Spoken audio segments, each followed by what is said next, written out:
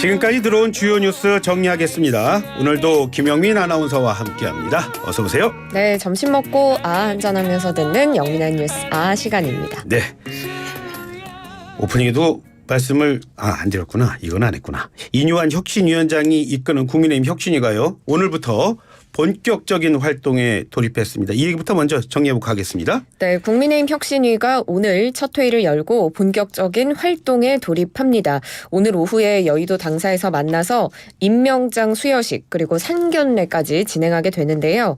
이번 혁신위는 지난 서울 강서구청장 보궐선거 참패 이후에 당 쇄신을 목표로 띄운 조직인 만큼 내년 총선 승리를 목표로 공천개혁과 같은 당 쇄신 방안에 대해서 중점적으로 논의할 예정입니다. 인 위원장을 포함해서 모두 13명으로 구성된 혁신위 오는 12월 24일까지 60일간 활동하고요. 향후에 최고의 의결로 1회에 한해서 활동 기한을 연장할 수도 있습니다. 예, 혁신위원 12명 위원장 빼고요. 발표가 됐는데 이걸 두고도 지금 말이 많죠. 그렇습니다. 어제 혁신위가 12명의 혁신위원 임명하고 국민과 함께 혁신위원회로 혁신위의 명칭을 정했습니다. 이 12명의 인물들 소개해드리면 현역 의원으로는 유일하게 재선의 서울 서초을 박성중 의원이 포함됐고요. 예. 전직 의원 중에서는 검사 출신인 김경진 서울 동대문을 당협위원장 그리고 서울시 정무부시장을 지낸 오신환 서울 광진을 당협위원장이 합류했습니다. 또 이 밖에 정치권 인사로는 정선화 전북 전주시병 당협위원장, 정혜용 전 대구시 경제부시장, 이소희 세종시 의원이 참여했습니다. 또 그리고 각계 인사도 다양한 배경을 가진 분들이 많으셨습니다. 예. 이젠마 경희대 국제대학 교수, 임장미 마이펫플러스 대표, 박소연 서울 아산병원 소아치과 임상조교수, 최한나 세종대 행정학과 교수, 송희 전 대구 MBC 앵커, 그리고 2000년생의 박우진 경북대 농업생명과학대학 학생회장이 이름을 올렸습니다. 하지만 이렇게 다양한 배경의 사람들이 있지만 정작 비윤계는 끌어안지 못했다. 이런 비판이 있는데요. 여기에 대해서 인 위원장은 제가 쓴소리 많이 할 거다. 쓴소리 하는 사람 없는 거에 대해서는 걱정하지 말아달라. 이렇게 일축하기도 했습니다. 네, 이 얘기는 잠시 뒤에 이준석 전 국민의힘 당대표와 함께 좀 더 얘기해 보도록 하겠습니다. 자, 이런 가운데 오전에 더불어민주당도요. 신임 최고위원 그리고 정책위 의장을 발표했네요. 네, 오늘 지명직 최고위원회 박정현 전 대전시 대덕구청장 그리고 정책위의장에 3선의 이계호 의원을 임명했습니다. 권칠승 수석 대변인은 박정현 최고위원에 대해서는 대전에서 초중고 대학 졸업한 대표적인 충청 여성 인사라면서 녹색연합 등 시민단체에서 환경운동했고 민주당의 전국 여성위원회 부위원장 역임하면서 여성의 정치 참여에 앞장서온 인물이다 이렇게 설명을 했습니다. 그리고 이계호 정책위의장에 대해서는 당내의 대표적인 정책통으로 농림수산식품부 장관 역임했고 중앙부처 지자체 두루 근무한 경험 그리고 민주당의 정책위 정조위원장 2번 지낸 경력으로 총선 정책 공약을 만들 적임자다 이렇게 설명했습니다. 민주당 다음 달 1일에 당무위원회에서 이 두 사람에 대한 인준할 예정입니다. 예, 중동 순방 마치고 돌아온 윤석열 대통령.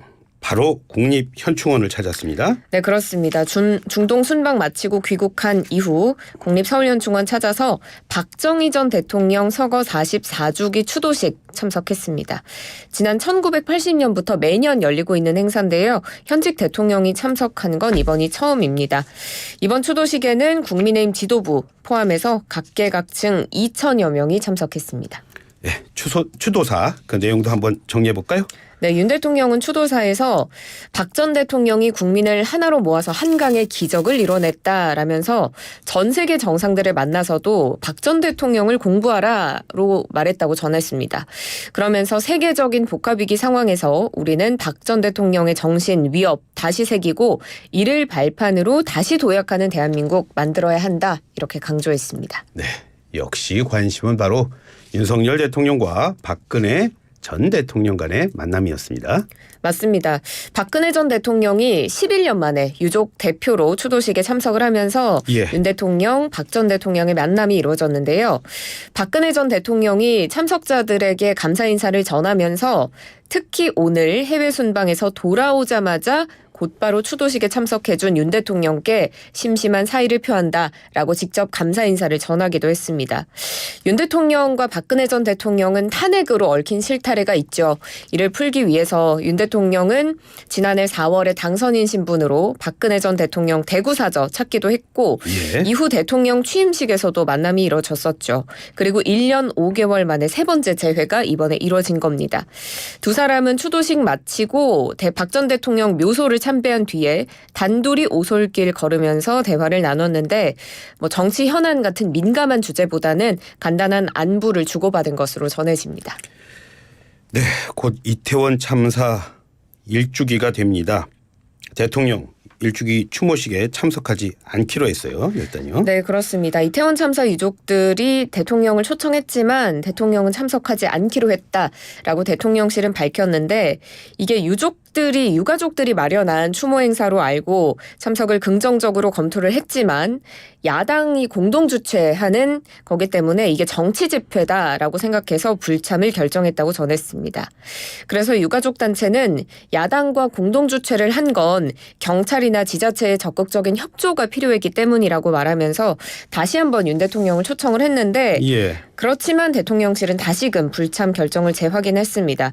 민주당과 이미 상당 기간 동안 같이 준비를 했기 때문에 이 정치 집회라는 본질이 변하기 어렵다고 본다면서 결정을 바꾸지 않겠다고 밝혔습니다. 하지만 대통령이 집회에 불참하는 것과는 별도로 이제 추모 메시지를 내는 방안을 검토 중이라고 합니다. 예. 이에 대한 더불어민주당 반응이 궁금합니다. 네, 윤 대통령이 추모식에 참석해야 한다라는 입장입니다.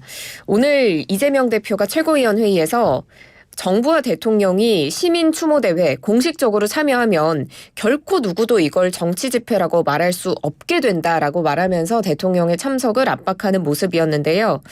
정치 집회라고 대통령실은 말하는데 정치 집회로 평가될 수 있도록 조건을 만든 뒤에 정치 집회니까 참여할 수 없다 이렇게 말한 거라고 꼬집기도 했습니다. 예. 대통령실이 진심 어린 사과와 위로의 말씀을 전해야 한다고 촉구했고요. 그리고 이태원 참사 특별법 처리에 협조해야 한다. 이렇게 강조하기도 했습니다. 국민의힘에서는 좀 누가 가나요? 일부 언론 보도를 살펴보면 지금 이뇨한 혁신위원장이 추모식에 참석할 것으로 보입니다. 국민의힘 관계자는 인 위원장이 개인 자격으로 이 추모 대회에 참석해서 유가족들을 직접 만나고 위로할 계획이라면서 안타깝게 희생된 분들의 명복을 빌 것이다라고 밝혔고요. 또 한 여권 관계자는 인 위원장이 이렇게 추모대회 참석해서 진정성 있는 행보를 보이면 국민도 국민의힘이 달라지고 있구나 이런 점을 느끼지 않을까 기대한다 이렇게 밝혔습니다. 국민의힘 지도부에서는 유이동 정책위의장 그리고 이만희 사무총장이 현재까지 참석할 것으로 알려져 있습니다. 네, 저는 사실 이 소식 듣고 오늘 깜짝 놀랐어요. 리커창 전 중국 총리가 심장병으로 갑자기 숨졌어요. 네, 맞습니다. 리커창 전 중국 국무원 총리 오늘 향년 68세를 일기로 사망했다고 중국의 중앙TV인 CCTV가 보도했습니다. 리커창 동지에게 26일 그러니까 어제 갑자기 심장병이 발생했고 오늘 새벽 0시 10분 상하이에서 세상을 떠났다고 CCTV가 보도했는데요. 최근에 상하이에서 휴식 중이었고 어제 심장병이 발생해서 전력으로 구조했지만 효과가 없었다라고 전했습니다. 리커창 총리는 지난 2013년부터 올해 3월까지 총리직을 수행하면서 중국의 경제정책 총괄했는데 퇴임 후 7개월 만에 이런 사망 소식이 전해진 겁니다. 네, 제 생각으로도 참 이례적으로 빨리 중국에서 CCTV를 통해서 부고 기사 내는 걸 좀 봤습니다. 그런데 이 리커창 총리는 한때 우리에게 시진핑 주석의 경쟁자다 그렇게 알려진 분 아닙니까? 네, 맞습니다. 후진타오 전 국가주석과 리커창 전 총리는 같은 중국 공산당 산하의 최대 청년 조직 공산주의 청년단 소속인데요. 지난 2012년 말에 후 주석의 뒤를 잇는 이 공산당의 차기 지도부 선출 때 후 주석이 자신의 후임으로 적극 지지했던 인물로 알려진 바 있기도 합니다. 예. 그런데 시진핑 주석이 이때 차기 권력을 장악하면서 리커창 총리는 닉네임 비운의 2인자다 이런 닉네임도 있더라고요. 2인자인 국무원 총리 자리에 오르는 것에 만족을 해야 했고요.